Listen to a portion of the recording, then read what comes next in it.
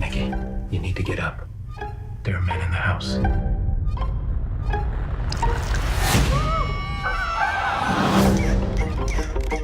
Son, there's something I have to tell you. Those men killed your mom. We've decided it'd be best if your Auntie Margaret came and stayed with us. Nikki needs a mother. We'll be strong. We'll be fine. Mr. Lodge? Yes. You know a character named Rizzoli? He's a loan shark.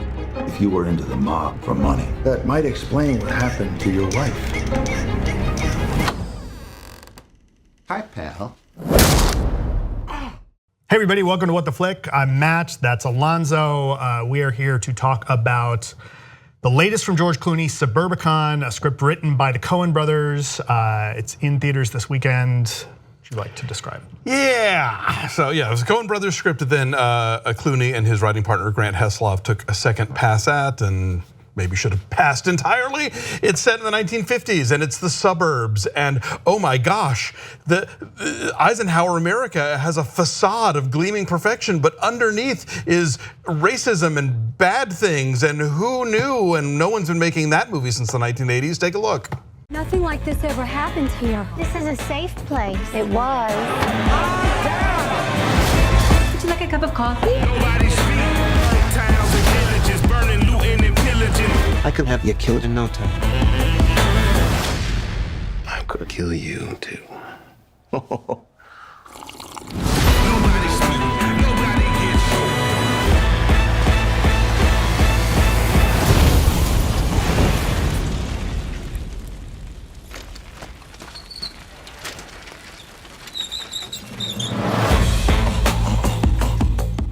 Okay, so we're doing the new thing. We're gonna lead with our scores and see what happens, and I think the sparks are gonna fly. Go ahead. 3. 3? Yeah. Oh, come on, it's not that bad. It's that bad. I'm giving it a 6. Well, okay then. Yeah.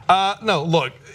It's not that bad. It is that bad because no. Here's the thing. Okay. They've been making these sort of lame-ass suburban satires since the 80s. Like, it is no longer news that the 1950s were all about like gleaming, perfection, but underneath was awful, whatever. This movie is so tonally all over the map. It wants to be like the Coen brothers, people are bad at crimes thing, but it's so but you've got this other thing where like the black family moves in next door and everyone's horribly racist and eventually like burns shit down. And so you've got this serious movie and this wacky movie that are not coexisting well at all. And then all the points are obvious and overdone and garish. And it's just, I hated this movie a lot. I didn't hate this movie. Okay.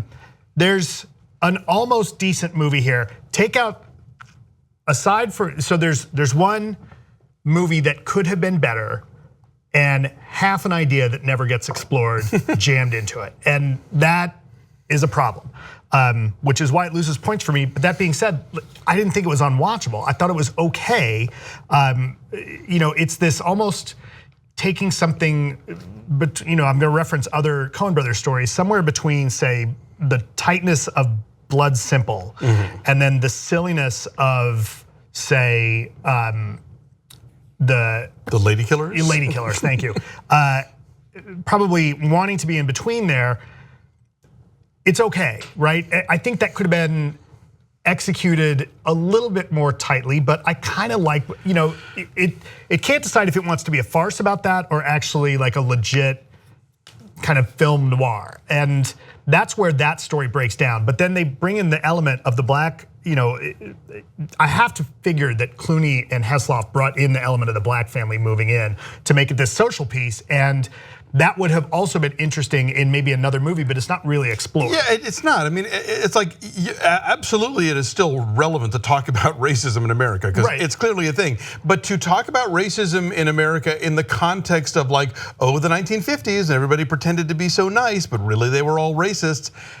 Seen it a million times, and you're right. It doesn't fit in with the rest of the movie, and the rest of the movie isn't that great either. Like, I disagree though. Like, you don't need that part. You don't need the story and the tension around the black family moving in to double down on how awful Lodge, Matt Damon. Matt Damon's character is, and one of the characters, played by Julianne Moore. Right. I felt, I like the kid. I like where the kid's fine. I thought the kid was good. I thought there were a bunch of great. I liked the Oscar Isaac scenes. Right. So those are fun, but there's like 2 of them. There's 2 Oscar Isaac scenes. I thought that this movie had good scenes in it. The mystery movie, if we're gonna call out the separate parts, the mystery movie has good scenes in it. Has, in my mind, probably 5 or 6 good scenes. The story doesn't completely go together, but there's 5 or 6 good scenes that I'm gonna remember, and I thought worked well enough, certainly better than a lot of other movies that we've seen over the years. Look, has Clooney done better movies? Sure. This is better than Leatherheads, though. I thought this was better than Leatherheads. Maybe, but it's better than The Monuments Men. But that's the bar now? I mean, yeah, Clooney made, I think, a couple of okay movies, and the rest of them have been rather painful. And it's like, I don't want him to direct anymore. I think people need to learn not to direct Coen Brothers scripts that they don't want to direct, because then you get Gambit, which is like a fucking nightmare. And I don't know, the set design is great, because the 50s, as ugly a period as they were historically, everything looked great, and this movie captures that very nicely.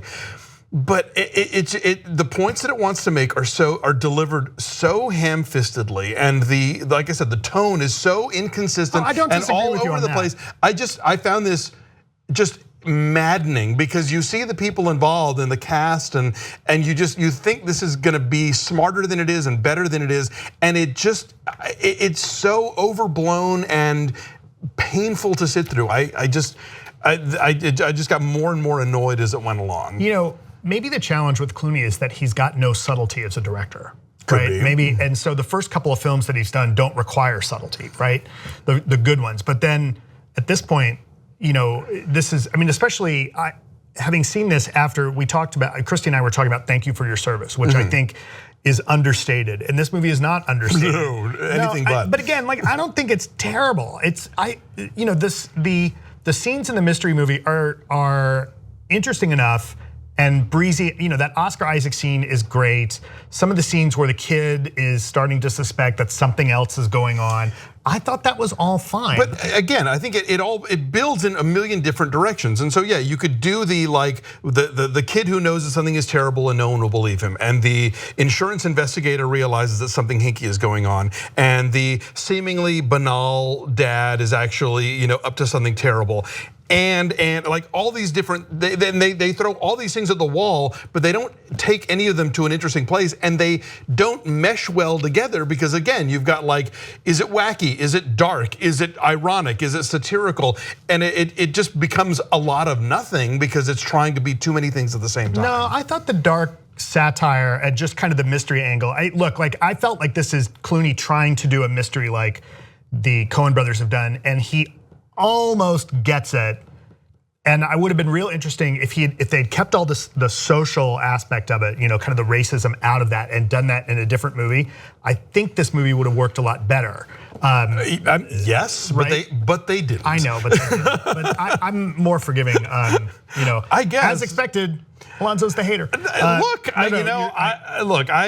I saw this at the Venice Film Festival. I went to the first screening. I had no preconceptions going in, except I like all these performers. Clooney has made some good movies in the past. And the Coen brothers wrote it. What do you know? And then by the end of it, I was like, oh my God, this fucking. This is a good example though, because I went into this having heard 2 or 3 people say that was this terrible. Movie's terrible.